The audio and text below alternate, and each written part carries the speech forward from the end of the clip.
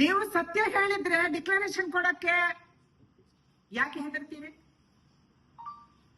ಇವತ್ತು ದೇಶದ ಹಲವಾರು ಕ್ಷೇತ್ರದಲ್ಲಿ including Amethi, including Rae Bareli, including ಸಿದ್ದರಾಮಯ್ಯನವರ ಕ್ಷೇತ್ರ ನನ್ನ ಹತ್ರ ಮಾಹಿತಿ ಇದೆ. ಮನೆ ನಂಬರು ಯಾವುದು ಸರಿಯಾಗಿ ಫೀಡ್ ಆಗಿಲ್ಲ, ಎಲ್ಲ ಕಡೆ 00 ಬಂದಿದೆ.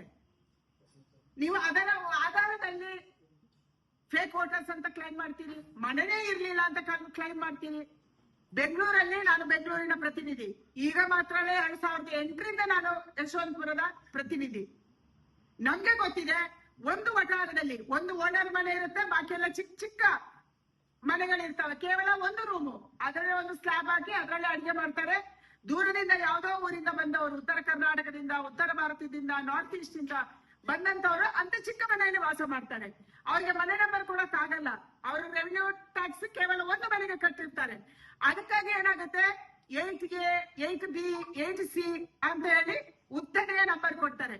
ಅದಿವತ್ತು ಕಂಪ್ಯೂಟರ್ ಅಲ್ಲಿ ಫೀಡ್ ಆಗಲ್ಲ. ಒಂದು ಸಾರಿ 8A ತಗೊಂಡ್ಮೇಲೆ 8C, D, E, F ಹೋದ್ರೆ ಅದು ಕಂಪ್ಯೂಟರ್ ತಗೊಳ್ಳಲ್ಲ. ಆ ಕಾರಣಕ್ಕಾಗಿ ಇವತ್ತು ಒಂದು ಮನೆಯಲ್ಲಿ ಅಷ್ಟು ವೋಟರ್ಸ್ ಇದ್ದಾರೆ ಅನ್ನುವಂಥದಕ್ಕೆ ಪ್ರಶ್ನೆ ಮಾಡಿದ್ದಾರೆ. ನೀವು ಸತ್ಯ ತಿಳ್ಕೊಬೇಕಿತ್ತಲ್ಲ. ವೋಟರ್ ಲಿಸ್ಟ್ ಮಾಡುವಾಗ್ಲೂ ವೋಟರ್ ಲಿಸ್ಟ್ ನಿಮ್ಗೆ ನವೆಂಬರ್ ಅಲ್ಲಿ ಮೊದಲ ವೋಟರ್ ಲಿಸ್ಟ್ ಸಿಕ್ಕಿದೆ, ಎರಡನೇ ವೋಟರ್ ಲಿಸ್ಟ್ ಜನವರಿಯಲ್ಲಿ ಸಿಕ್ಕಿದೆ. ನಿಮ್ಮ ವೆರಿಫಿಕೇಶನ್ ನೀವು ಮಾಡ್ಬೇಕಾಗಿತ್ತು. BLA ಇದ್ದಾರೆ, BLA ಯಾಕೆ ಮಾಡಿರೋದು? ಪ್ರತಿಯೊಂದು ಪಾರ್ಟಿಯಿಂದ BLA ಇರುವಂತದ್ದು.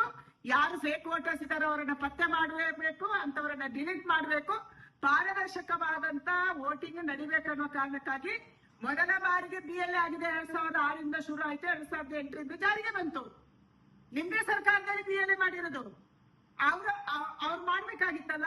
ಯಾವ್ದಾದ್ರು ಫೇಕ್ ವೋಟರ್ಸ್ ಅಂದ ತಕ್ಷಣ ನಾನು ಬೂತಲ್ಲಿ ಕೂತವಳು ಹಿಂದೆ, ನಾವು ತಕ್ಷಣ ಬರ್ಕೊಡ್ತಿದ್ವಿ ಫಾರ್ಮ್ ಅಲ್ಲಿ, ಇವರು ಫೇಕ್ ವೋಟರ್ಸ್, ಇವರನ್ನ ಡಿಲೀಟ್ ಮಾಡ್ಬೇಕು, ಇದನ್ನ ಮೈನಸ್ ಮಾಡಿ ಕೌಂಟಿಂಗ್ ಮಾಡ್ಬೇಕು ಅಂತ ನಾವು ಡಿಕ್ಲರೇಷನ್ ಕೊಡ್ತಾ ಇದ್ವಿ. ನೀವ್ ಯಾಕೆ ಕೊಡ್ಲಿಲ್ಲ? ನಿಮ್ಮ BLA 2 ಯಾಕೆ ಕೊಡ್ಲಿಲ್ಲ?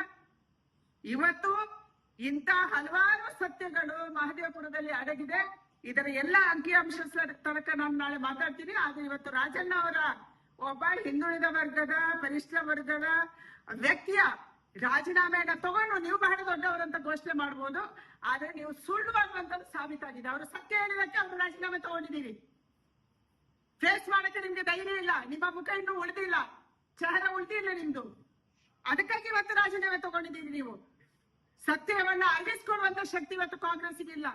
ಸುಳ್ಳು ಹೇಳಿ 100 ಸಾರಿ ಸುಳ್ಳು ಹೇಳಿ ಹೇಳಿ ಅದನ್ನು ಸತ್ಯ ಮಾಡ್ಬೇಕು ಅಂತ ರಾಹುಲ್ ಗಾಂಧಿ ಅವರು ಹೊರಟಿದ್ದಾರೆ.